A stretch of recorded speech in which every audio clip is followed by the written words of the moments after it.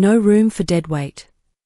Those were my brother Blake's exact words as he blocked the doorway on Christmas Eve. Behind him, our parents' living room glowed warm with twinkling lights wrapped around the Douglas fir. Mom gripped her glass of Chardonnay like a lifeline, knuckles white against the crystal.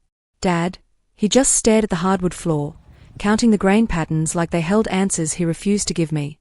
I stood on that frost-covered porch in Burlington, Vermont, holding a canvas tote bag stuffed with presents I'd spent 6 weeks hunting down. A Lego architecture set for his oldest. That American Girl doll his daughter wouldn't stop talking about.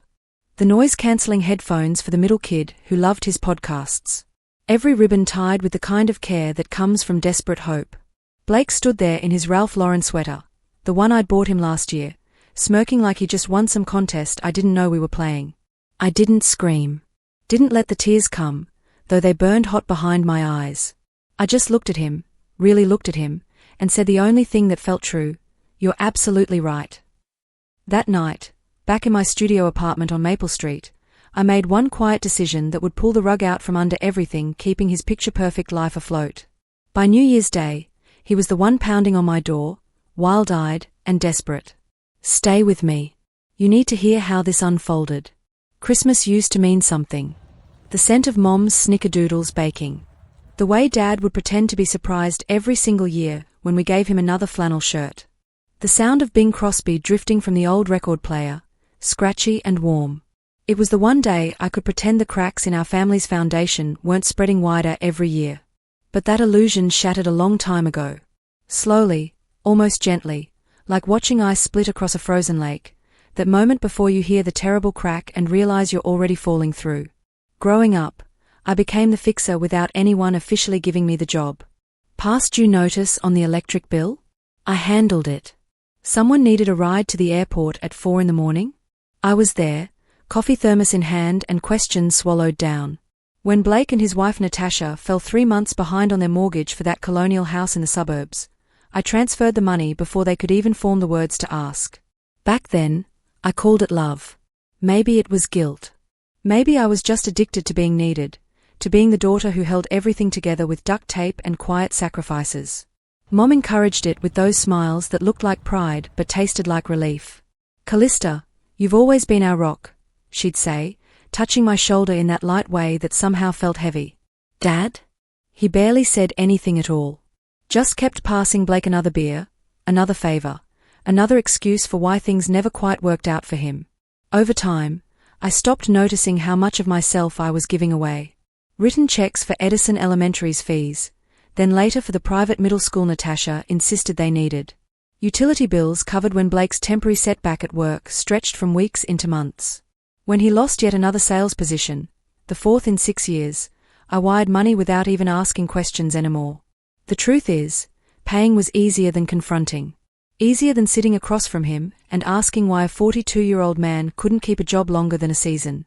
Easier than wondering why I was the only one who seemed to care that we were all pretending everything was fine. Here's the funny part. They called it help. But really, it was control, just not mine. Every time I bailed them out, I wrapped another chain around my own neck, binding myself tighter to their approval. That's how dysfunction works in families like mine. Generosity becomes your leash. Love becomes the treat they dangle just out of reach, training you to keep performing tricks. This year was supposed to be different. For once, I'd planned ahead like some kind of optimistic fool.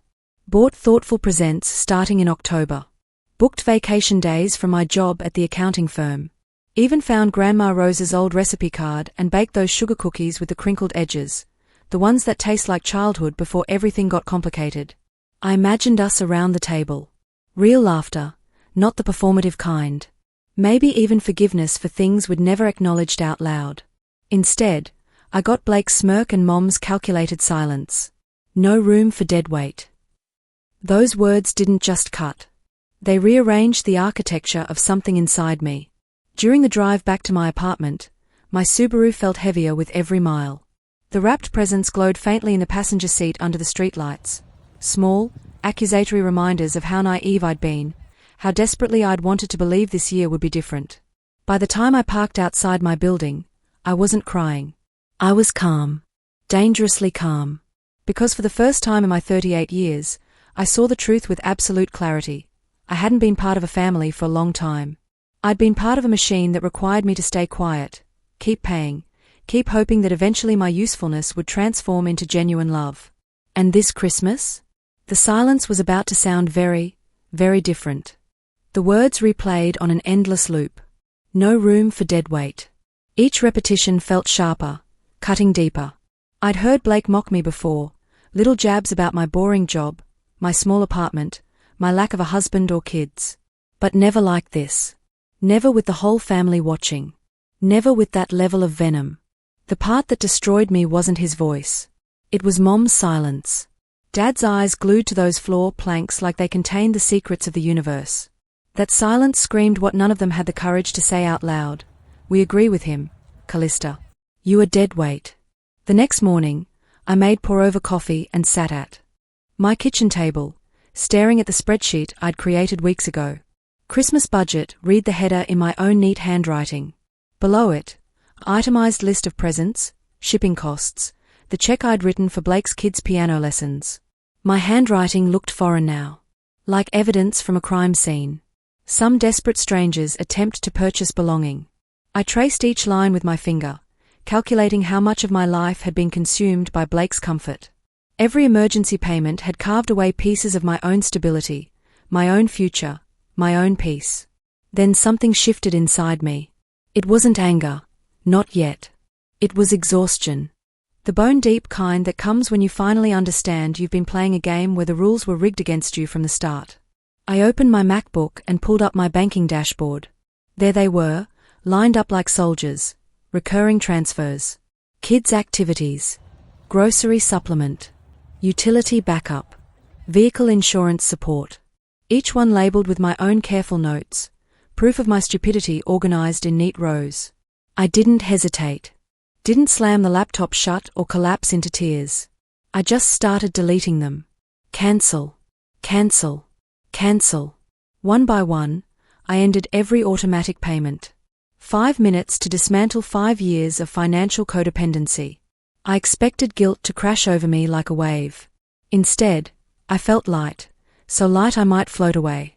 The apartment seemed quieter. Even the winter air felt warmer against the windows. I made another cup of coffee, stronger this time, and stood watching snow swirl under the amber streetlights. For once, I wasn't mentally calculating who needed what or strategizing how to fix everyone's problems. I was thinking about boundaries. About how peaceful they sound when you finally have the courage to draw one. By noon, I'd packed every Christmas gift into storage bins. I didn't throw them away, couldn't quite bring myself to do that yet. But I couldn't look at them either. Every ribbon, every carefully chosen item felt like evidence of a crime I'd committed against myself. Against the person I could have been if I hadn't spent decades shrinking to fit their expectations. That afternoon, my phone buzzed. Blake. You could have at least dropped the presents off. Kids are asking about Aunt Callista. I stared at the message for 30 seconds, then typed one word. No. 3 dots appeared immediately. Disappeared. Appeared again. What's your problem? My fingers hovered over the keyboard. Part of me wanted to write everything. Every resentment. Every wound. Every time I'd swallowed my needs for his convenience. But I didn't. I just put my phone face down on the counter and walked away. Let him wonder. Let him feel, for once in his entitled life, what it's like to be met with silence. Blake's silence lasted exactly 48 hours. By day 3, my phone was vibrating constantly. Calls. Texts.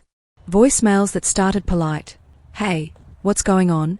Then shifted to desperate. The mortgage payment didn't go through. The kids need winter coats. Finally landing on angry. You're being selfish. You've changed. I didn't answer a single one. Just watched the notifications accumulate like snow, proof that my value to them had only ever been measured in dollar signs and inconvenience. When I left for work that morning, Burlington looked beautiful under fresh snow. The kind of beauty that aches, a reminder that even the coldest things can look pristine when they're untouched. That evening, I poured myself a glass of Pinot Noir and opened my laptop. Years of history glowed on the screen. Every Venmo, every wire transfer, every check I'd written for Blake and Natasha's family. I scrolled through line after line. The list seemed endless. mortgage assistance, school fundraiser donations, heating bill supplements, summer camp fees, car repairs, emergency dental work. The familiar mix of pity and resentment rose in my throat. But this time, I didn't swallow it down like bitter medicine. This time, I let myself feel it fully. I printed everything. The pages emerged warm from the printer, smelling faintly of ink and closure. Then I called the bank and confirmed every single cancellation. Changed all my online passwords. A small act that felt almost ceremonial, like locking a door behind me and throwing away the key. When the bank representative said, "All set, Ms. Callista," I smiled for the first time in days. By Friday, Blake showed up at my office. No warning. No call. Just barged past the reception desk at Hammond & Associates, red-faced and sweating under his North Face parka. "We need to talk," he hissed, loud enough that my co-workers' heads swiveled like synchronized swimmers. "Not here," I said quietly, already standing and grabbing my coat. I walked him to the parking lot, my heels clicking against tile, then crunching on salted pavement. The second the door closed behind us, he spun on me. "You think you can just cut us off like that? The kids are suffering, Callista." "They're your kids," I said evenly, pulling my coat tighter against the December wind. He laughed, a sharp, ugly sound that echoed off the brick building. "Oh, so now you suddenly care about responsibility." Something inside me snapped, but not the way he expected. My voice stayed calm, level, dangerous. "You're right, Blake. I do care about responsibility. That's exactly why I'm finally taking mine back." His face twisted, jaw clenching. "You can't do this." "I already did." I turned and walked toward my Subaru, each step deliberate. The snow crunched under my boots, every footfall louder than his fury behind me. 3 days of silence. Then my phone rang, unknown number. Something made me answer. Curiosity, maybe, or the need for closure. "Callista?"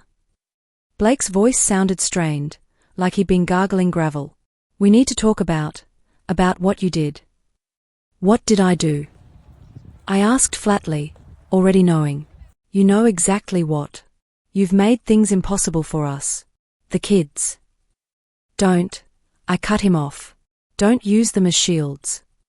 He sighed dramatically, like I was the unreasonable one. "Natasha's falling apart. The kids are confused. You used to care about this family." "I still do," I said, and meant it. "That's why I stopped enabling you." Silence stretched between us like a tightrope. "You're not the person I thought you were," he finally said. I almost laughed. "No, Blake. I'm just not your ATM anymore." He swore under his breath and disconnected. I thought that would be the end. I was wrong. 2 nights later, someone pounded on my door. Hard. Frantic. The kind of knocking that rattles your ribcage before your brain processes what's happening. Through the peephole, Blake's face filled the fisheye lens. Flushed, wild-eyed, desperate. I opened the door just enough to block it with my body. "What are you doing here?" He shoved his hand against the frame. "You need to stop this. You think cutting me off makes you some kind of hero? You're ruining my life. You ruined your life just fine on your own." He stepped closer, and I caught the smell of whiskey on his breath. "You have no idea what's happening. You can't just walk away from family." "Family?" I almost smiled. "Is that what we are now? You call me deadweight, but remember I'm family when the bills show up." His jaw clenched, tendons standing out in his neck. But before he could answer, another voice cut through the cold air. "Blake. Stop." Natasha stood on the sidewalk. Her coat was half-zipped, hair pulled back in a messy ponytail. Behind her, their Honda Pilot idled at the curb, exhaust pluming white in the cold. "Natasha, go home," Blake barked, but his voice cracked. She didn't move. "No. We're done." He turned, genuinely startled. "What are you talking about?" Her eyes met mine briefly, an apology, maybe, or recognition, then fixed back on him.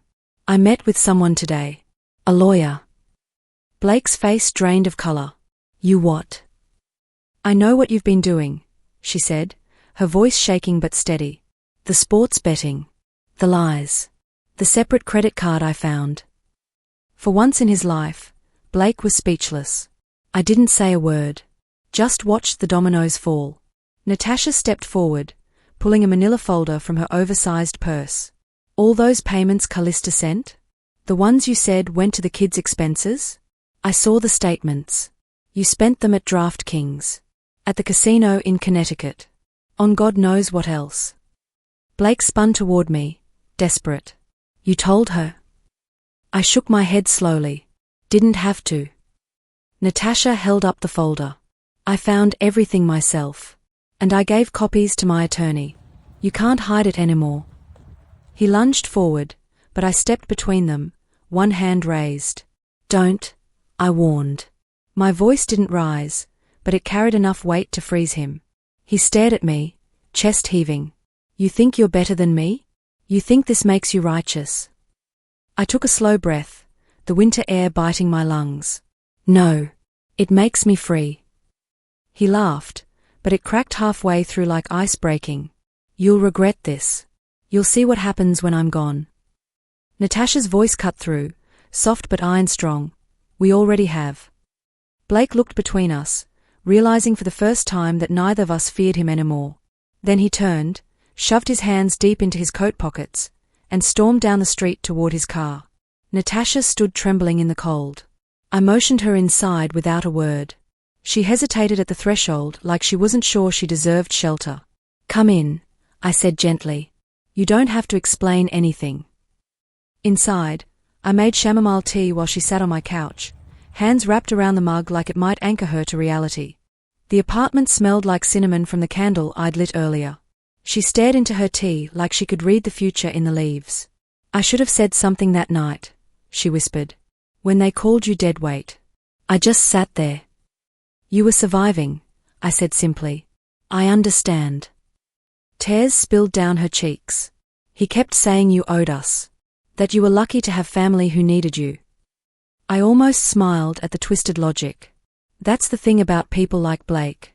They call it family when they're taking. They call it betrayal when you stop giving. She nodded slowly, wiping her eyes. I told him not to come home. Do you think I'm being crazy? Do you have somewhere safe to stay? She hesitated. My sister's, maybe. I haven't asked yet. You can stay here tonight, I offered. Tomorrow we'll figure out next steps. She looked up, startled. You'd do that? After everything? I'm not helping him anymore, I said softly. But I'll help you. There's a difference. That night, while Natasha slept on my couch, I sat by the window watching snow fall. The city looked peaceful, lights flickering through the white like distant stars. For the first time in years, my apartment didn't feel empty. It felt earned. The next morning, I got a call from an unfamiliar number. Ms. Callista? This is Trevor Whitmore. I'm representing Natasha in her separation. She gave me your information. Is she okay? I asked immediately. She's safe. But there's something you should see. It concerns your brother's misuse of funds. I think you'll want to be involved in the documentation. When I met Trevor that afternoon at his office downtown, he slid a thick folder across the mahogany desk. Inside, bank statements, screenshots of betting apps, hotel receipts from trips Blake never mentioned, charges at restaurants I'd never heard of. My money had built his secret life brick by brick. Natasha's moving forward with legal separation, Trevor explained. She wanted me to inform you in case Blake attempts contact again. I closed the folder slowly. If he does, I know how to handle it. That evening, my phone lit up again. Blake. I let it ring once. Twice. Then I answered. You destroyed my family, he shouted immediately. She's leaving me because of you. No, I said quietly. She's leaving because of you. He started to speak, but I interrupted. Listen carefully. You used me. You lied. You called me deadweight. And now you've lost your wife, your kids' trust, your home, and your free ride. The only thing you still have is a choice. Change, or keep sinking. There was a long, broken silence. Then a click. When I looked out the window, the snow had stopped. The world outside looked still and clean, like it had been holding its breath waiting for this moment. By spring, Natasha and the kids had relocated to New Hampshire. New state, fresh start. She texted me a photo of her daughter's first soccer game in their new town. Beneath it, "Thank you for showing me what strength looks like." I stared at that picture for a long time, smiling. For once, helping someone didn't feel like losing pieces of myself. It felt like finally understanding what support actually means. Blake? He didn't call again. But word traveled through mutual acquaintances. He'd lost his latest job. Defaulted on the mortgage. Moved in with a friend who eventually asked him to leave. Last I heard, he was still blaming everyone but himself. I didn't celebrate. Didn't post about it on social media or tell people what happened. I just deleted the last shared account between us, filed the final statement, and whispered to my empty apartment. Maybe deadweight is just what they call people who finally stopped carrying everyone else's burdens. Spring arrived soft and honest. I drove past my parents' house once, that colonial on Willow Street with the sagging porch. It looked smaller now, like a movie set after the cameras stopped rolling. I didn't stop. Just slowed down enough to see that same porch light still burning, the one that had illuminated Blake's smirk that Christmas Eve. For a moment, I wondered if they talked about me. If they called me selfish or heartless at their Sunday dinners. Maybe they did. Maybe they always would. But I wasn't deadweight. I was free. I parked outside my apartment building, stepped into the cool spring air, and looked up at the sky. Clear. Endless. Full of possibility. If you've ever had to walk away from people who mistook your kindness for weakness, you know this feeling. It's not triumph. It's not revenge. It's peace. Finally. Peace. Share your story. Someone out there needs to hear it.